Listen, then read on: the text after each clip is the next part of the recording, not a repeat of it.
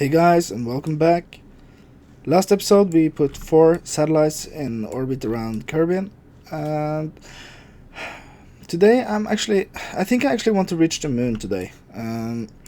Probably just do an unmanned probe out there. As long as we use the long range antennas, we should be able to reach the moon with the probe.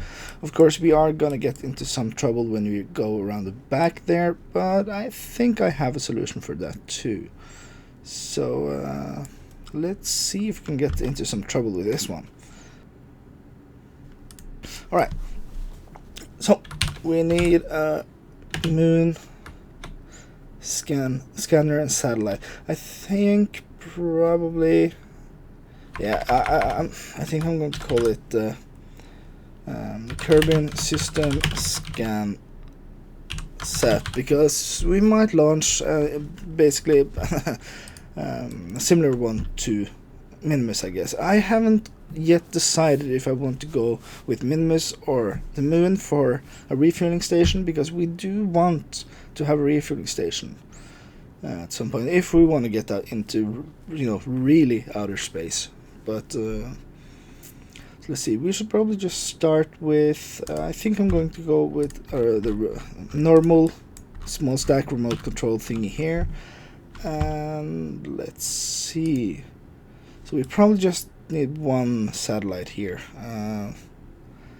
and as long as we have 4 of those guys going through orbits, we probably only need 2 of the long range tracking dishes. And these are actually quite nice because they will also boost the signal from the antennas by 200%, so should be fine. We do want one of these, but I might want to increase the stack size here so we get a more compact profile for launch. And I also added the Kerbal Engineering System and Flight Engineer. Might start using that on the bigger crafts, but I don't think I'll need it on this one. Now we are going to get a couple of these around the moon too. Do I want to maybe... I'll wait until I have the complete stack here. So, what we need is... we need a battery. We need a couple of these guys. This is the 2x3. Yeah, these ones. These are actually quite nice. So we have power. We have that. Yes. We need... this one back on, and of course we need a short range antenna. So let's see here. Actually, I think I'm going to not add any of these because I need a more robust way of... no, maybe I should actually. You know what? I will. Okay. I'm being a bit indecisive here, but I'll put that on the transport stage, because the plan is, if we have 4 of these and we put them up in an orbit similar to what we have on Kerbin, and then we put this thing in a polar orbit at the end, we should be able to scan the whole thing, and most of the time they should be connected to Kerbin. Of course, coverage will be a bit spotty because this thing will end up going behind the moon at times. That should actually be fine. It shouldn't matter too much, because when it's in position, it should be fine. So, of course, these things won't be able to connect back to Kerbin, because the antenna range is just 3,500 kilometers too short. So, first, here we need to see, this is 2.5 per second, and this is 2 per second. That's good. And then we will add a couple of these. Just, of course, this will increase the weight quite not too much, not too bad. This is kind of cool looking, actually. We'll just add we can add a short range antenna on the other thing here, I think. No, I do want one on this one too. just in case, we'll probably just go with the dipole because that's lower profile. Can I fit? I'll just put that there. Of course, I do need some way of actually getting around. And I added another mod, by the way. It's the KSP extension, I think. It's basically stock extension mods. So there are different variants of the already existing things. And there's an escape tower, a couple of extra tanks, and just kind of utilities. Nothing groundbreaking, but some extra helpers. So, is this a?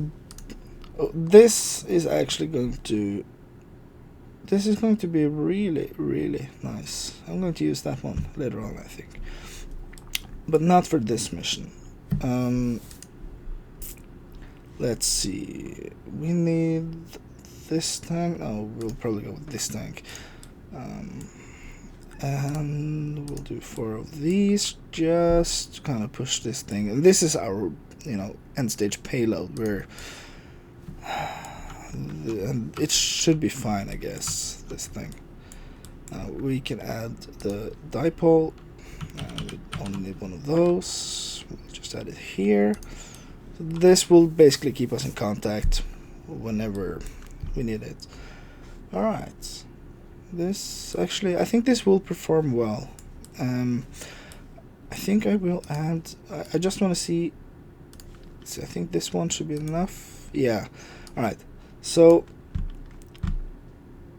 we have a delta V of 663 of this one itself. That should actually be enough, I think. Okay, I don't know if I do want this, but it's actually a good part just to kind of test some stuff. Now, I think I'm going to cut away here and I'm going to build the launch stage, and I'll meet you back on the launch pad. And here we are on the launch pad, and this thing should be able to lift us anywhere. Now, the mainsail is in the middle. These guys are actually the skipper engines. They're not there to add more thrust to the whole thing. They're there to basically offset the weight of these things. That's the main thing. It's the mainsail that does the heavy lifting. I could have probably put mainsails around there, got more acceleration. It's not necessary, in my opinion. That's not necessary. The higher efficiency of these things will actually probably save us some fuel when going up. Then we have another mainsail in this thing. This is basically just to give us the last push into orbit. Then we have a nuke and a medium tank there, and of course this junk. And we have 4 satellites that we are going to put in an equatorial orbit around the moon, and this is the remote control for this stage. We can deorbit it later. This is the RC antenna. It's actually quite cool. So I don't think there's anything more that has to be said before we get into orbit here. Let's see, let's try this thing. It might actually rip itself apart, but it's probably well enough strutted, I think. Let's try it. And it uses Aspargus staging, of course, so it should be quite efficient. Yeah, that seems stable enough. That's kind of cool. This will actually be kind of cool. Yeah, it overheated. Let's just try again. Yeah, I've actually been using MechDrive way too much, and that basically makes it so I forget that this thing will tend to overheat. And when I start doing screenshots and stuff, let's do that again. Yeah, that's cool. I should really watch that overheating thingy. I think that's good. And as you can see, this actually conserves a lot of energy in these tanks. It doesn't drink fuel at the same rate as if I had mainsails, and I'm accelerating at a rate that's decent. So we should get further up before we actually need to use the mainsail. and we don't have to fight that much atmosphere. You know, the atmospheric drag is a killer to any launch or a lifter stage that's basically too powerful. Power is good, but it's useless at some point. That's this. Yep. Now we should start picking up some speed, I think. Yeah. We are actually not picking up that much speed. That's fine actually. We're at a decent speed here. And when we drop these tanks, then we're basically back to the mainsail, and that should be able to push us almost into an orbit. And then we have this stage that gives us the little extra push we need just to get this thing into a proper orbit. Okay, let's see here. Yeah, you can see this actually. These almost don't use fuel at all. It's nice. We should probably start heading over to the side here. This is a late gravity turn, but that's fine. It doesn't matter that much. We have so much fuel that efficiency isn't critical at this point. Hopefully we have enough in this stage. That's actually what I'm kind of worried about. Might have to. If this is enough to get us into orbit, I might go back and change this one for 4 nuke engines and then just scrap this whole stage. But that's, of course, if this works and we're still with all this fuel in orbit, we'll probably just use this to push us to the moon. That's probably fine too. So we're almost done with these tanks, and we're at 30,000 meters, so we should just decouple these and then have a look at our apoapse. That looks fine. We might bring it back up just a couple of degrees. I think I actually will start using the Kerbal Engineering things, because then I get an apoapse readout here, and that's basically all I need from that one. 70, and we're picking up quite a lot of horizontal velocity here. Let's go to 85, and then I thought I had SAS on this thing. Yeah, I do. It's just really slow. Let's just use a little bit of power, just get the effect of the gimbling, and let's stop there. Stop there. Alright, good. See, we have 1 minute. Let's just warp up just a bit. I don't want to warp too much with this thing because I don't know how stable it is. 1 minute. We're almost in position where we could just, shoot for the moon. Maybe we should actually do that. We'll see where we're at when we get that far. We're kind of at an incline too, so let's just start burning and get down like this, and let's set our target so we know what we got here later on. Alright, don't overheat. I don't want to overheat this thing. That's bad luck. Let's see. Oh, we have plenty of fuel. This is good.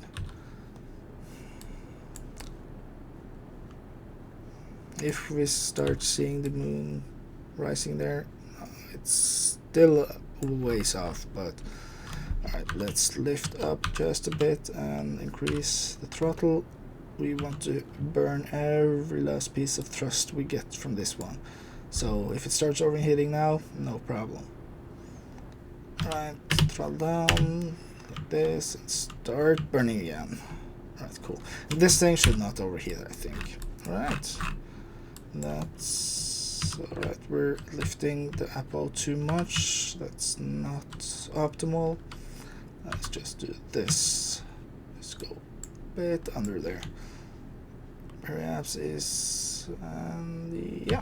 That's good. This is not a very nice orbit, but it should do.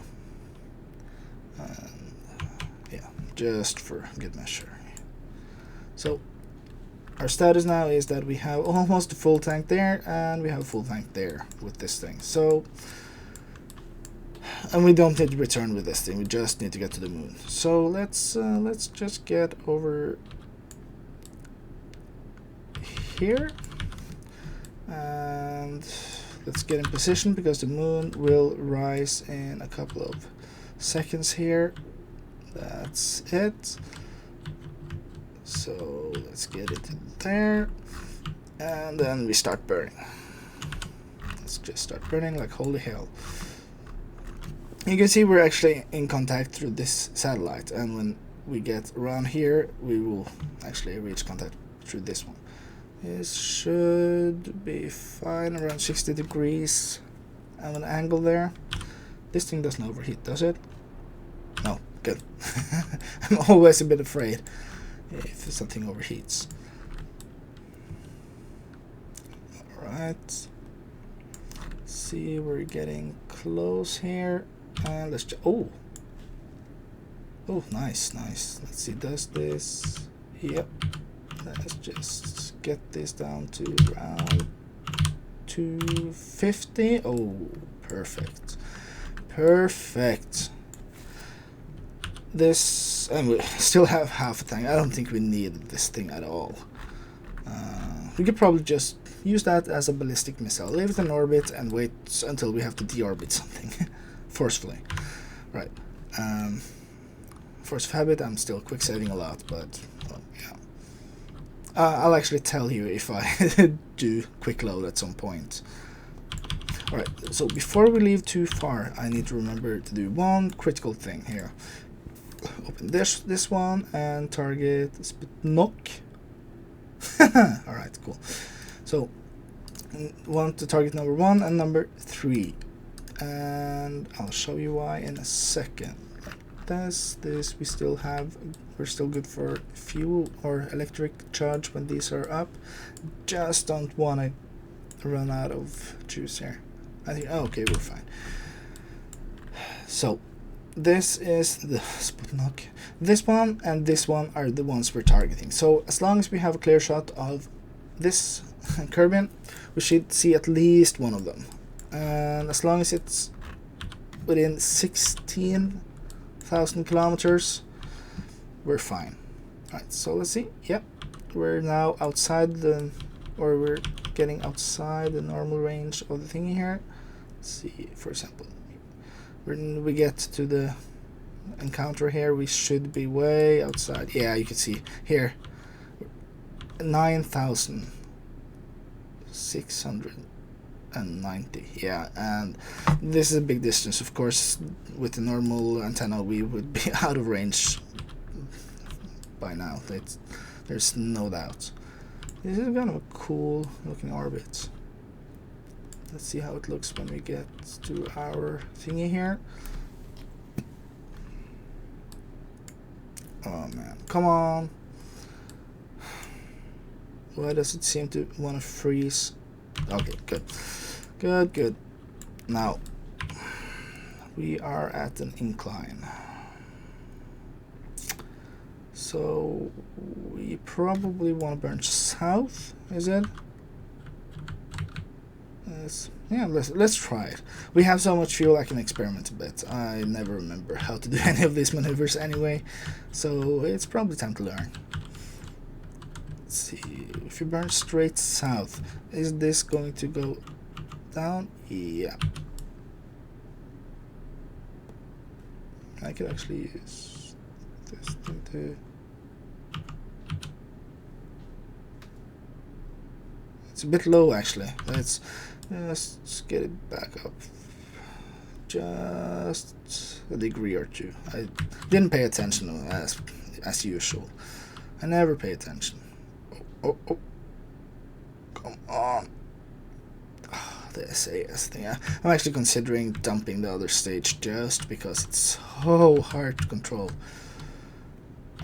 It's there, and let's just go. Yeah, that's good enough. It doesn't need to be totally equatorial. So around here we need, how much do we actually need here? we need to get into a 250 by 300 and something, 250 by 250 more or less.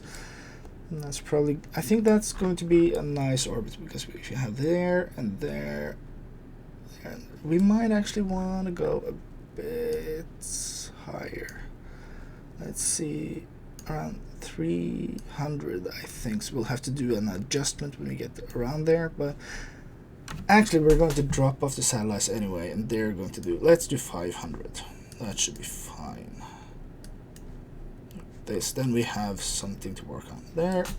Right, that's our maneuver, and let's find it. Should be around here somewhere. I think I went the wrong way. There should be a marker that tells you the quickest way to your maneuver. Oh, up there, up there, up there, up there. Why is it up there? Am I crazy or something? Okay, whatever. Let's just, and if it still seems wonky when we get there, then we'll do something else. Yeah, it's lowering. I think it's, yeah, there. Okay, that's a bit late, but it doesn't matter. We're just setting up our orbit insertion thingy here. So like this. This is just get it down a bit more, like this. All right, that's good.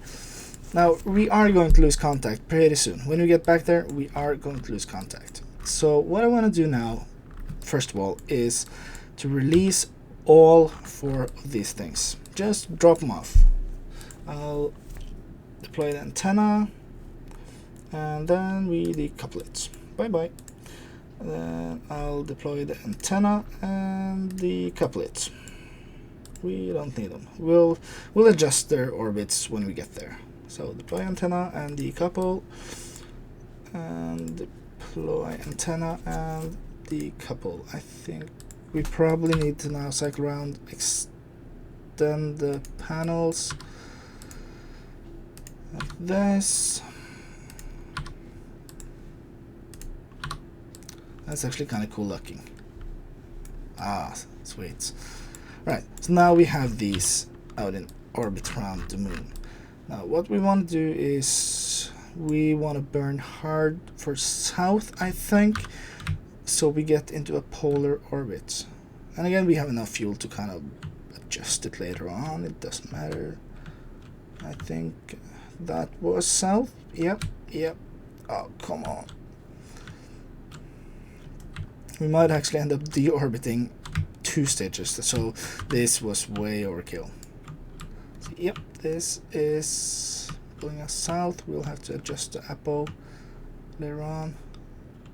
Is it? Oh, that much. I wonder how I actually do that in an efficient way. Well, let's burn retro, just get it back in. Doesn't need to be totally polar, but it should be pretty damn close. Oh, come on. Don't I have gimbling? This thing. Right, let's get really close and like this, and then we can go back into burning south. South is to, let's see, south is there. And let's burn just a bit away from it, and probably, I don't know, up a bit. Let's try here. Yeah, this will be fine. Sure, fine. Why not? That's wonky. The apo is increasing a lot. Yeah, I have to read up on how to actually do these maneuvers. Let's. Oh, yeah, I think I can actually use this thing too. Let's go retro first. Just get this thing sorted out. This, and then it's normal plus, is it? To get. And that's straight north. Not straight north, actually. It's. Oh, okay, yeah, because mine. Yeah. Minus is down, plus is up. Yeah, sure, whatever.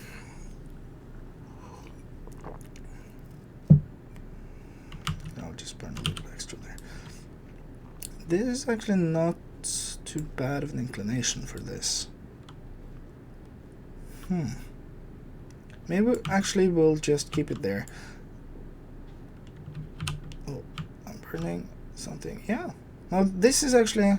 Oh, okay. From now on, I'll use the flight computers to do this stuff because I'm rubbish at it. Alright, this looks like an even polar orbit right about now. Yeah. Huh. Cool. Alright, let's have a look at this thing. We could probably use this stage just to last kind of maneuvers here. It has its own antenna and it's cool. So this thing, yeah, let's just decouple it. And I want to decouple it so the whole thing here actually stays. Whoa, whoa, whoa, whoa, whoa, whoa, whoa, whoa, hey, hey, what are you doing? Oh, wow, hey. Oh, this is of course pretty wonky. We can do that manually. This is our... No, we need to go so we're straight. Oh man, this is hard. I should have put another, you know, the manual thingies here. Oh, oh, oh man, oh. Off-centered thingy here. Oh man. Oh, this is really hard because it's rolling and just being bad. Right, so we're going this way down. So let's just do this and see what happens to our orbits. Right. Yep, that's the orbit. Nice. Now we're back here. We want to circularize a bit. So 200 by 400. 400 is fine, I guess. So let's go prograde, and we should keep our contact down there. And we need to get ready to circularize these two. Right, so that's good. And we'll... yeah. Oh, wait, maybe I need to activate the engines again. Yeah.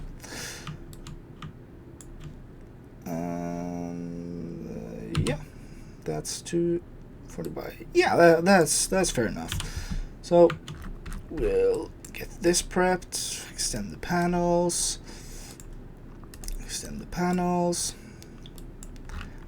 and let's have a look at our resources when we do this. Activate detector. So, oh wow, that's... yeah, I'll disable the scan tone. That's loud. Alright, now... yeah, we'll just do one of these two and I think we're done. You've seen me do this before, so that's not that exciting. Let's get to our Apple apps, and then we'll go prograde. Let's see, let's just see that it actually adjusts. Yeah, cool. And you can see it uses this thing to contact, and this will be our relay. So let's see here. We'll hit that in 1 minute, and we need to have a 500 by 500. So let's just burn awfully carefully. Oh yeah, activate the engines. I can probably do that from all of them. Oh man. Yeah, again, let's do this. Periapps is... yeah, that's good enough for the first one. And let's call it, I don't know. I'm not good at naming things. You guys should probably help me this. Okay, well, let's call it Munar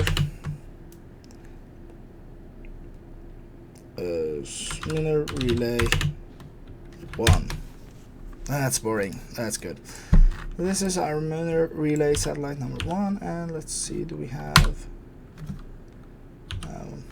no one that's nearby enough? Let's just switch to this one and see if we can do something cool with that too. Yep, this thing, activate the engine, and it has plenty of fuel. So let's just see how the phasing on this will actually end up, and hopefully we'll still be in contact courtesy of this thing. Oh wait, it might actually just get behind there. Let's see. I want to see if the phasing will be. Is this going to? No, good. This is more or less 90 degrees. That's actually perfect. Let's just burn this one too. I'll do the rest off camera, but it's fine. Right, a bit more. A bit early still. Let's just. Yeah, that's good. All right. Did I? Yeah, I activated the engine and oh, a bit much. That's fine. It's fine. So now we have 2 relays, and that's it for us today, I think.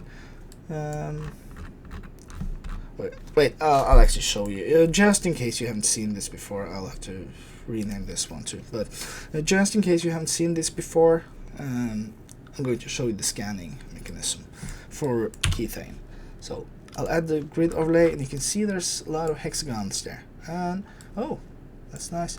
It actually found some Kethane right there. So when we start time accelerating just a bit, you can see it kind of scanning and scanning and scanning. And what happens is when we get all the way around, and since we're on a polar orbit, we're going to kind of swing the orbit around while this rotates. That means we will at some point map out the whole thing. I'm going to let that just run that off camera at some point though, because that's really boring. But yeah, that's it, I guess. Next episode, let's see if we can get a refueling station up and running after we pick out our drilling target. I'll see you next time. Bye.